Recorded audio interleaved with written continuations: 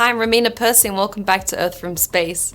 Today the Copernicus Sentinel-1 mission takes us over Crete, Greece's largest and most populous island.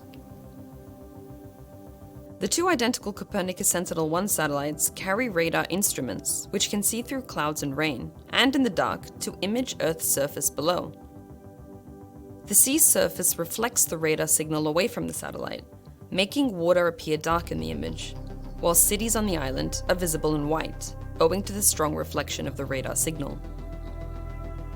Crete extends for approximately 260 kilometers from west to east, and is approximately 60 kilometers across at its widest point.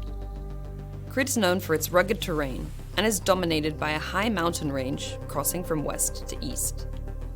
This includes the Lefka Ori, or White Mountains in the west, Mount Ida, Crete's highest mountain, visible in the center of the image, and the Dikti Mountains in the east.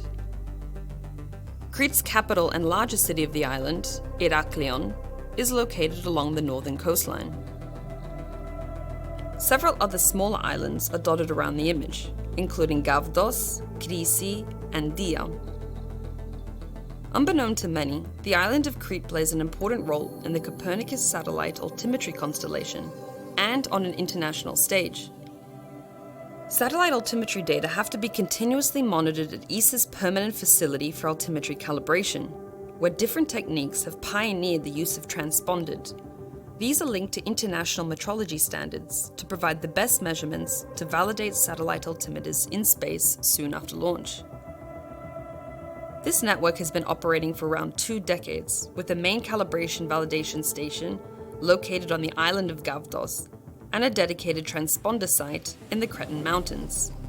A transponder receives, amplifies, and retransmits the radar pulse back to the radar altimeter in space, where the signal is recorded.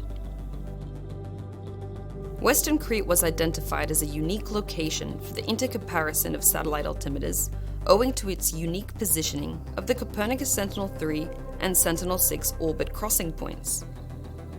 The sea surrounding the island has minimal tides, and the rugged mountainous landscape means that the transponder signals can be measured from space with little interference. But most importantly, in the sky above it, a number of satellites in orbit converge. This allows each satellite flying above to be cross-calibrated with the next one at one specific meeting point using the same instrumentation. The fiducial reference measurements for Sentinel-6 is the latest activity designed to bring the full power of the permanent facility altimetry calibration to check the performance of the upcoming Copernicus Sentinel-6 Michael Freilich satellite, the next radar altimetry reference mission, extending the legacy of sea surface height measurements until at least 2030. Every 10 days, Sentinel-6 will provide sufficient measurements to map the sea surface height of the ocean from which sea level rise can be computed. As part of ESA's contribution to the long-term verification and validation of both Sentinel-3 and Sentinel-6 missions, the permanent facility altimetry calibration is being extended with a second transponder to be installed on Gavdos Island, southwest of Crete, as seen in this Sentinel-1 radar image. This will give the big picture, allowing us to chart the sea level with confidence. And that brings us to the end of this edition. Don't forget to like and subscribe to the European Space Agency channel. I'm Romina Percy from ESA Web TV Studios. Thank you for watching.